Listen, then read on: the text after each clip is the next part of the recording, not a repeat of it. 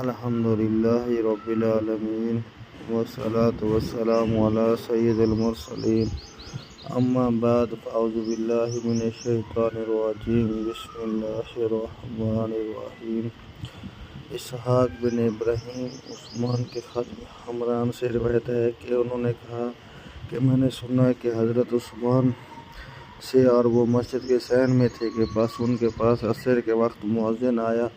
آپ نے وضو کا پانی منگوایا اور وضو کیا، پھر آپ نے فرمایا کہ اللہ کی قسم میں تم سے ایک حدیث بیان کرتا ہوں،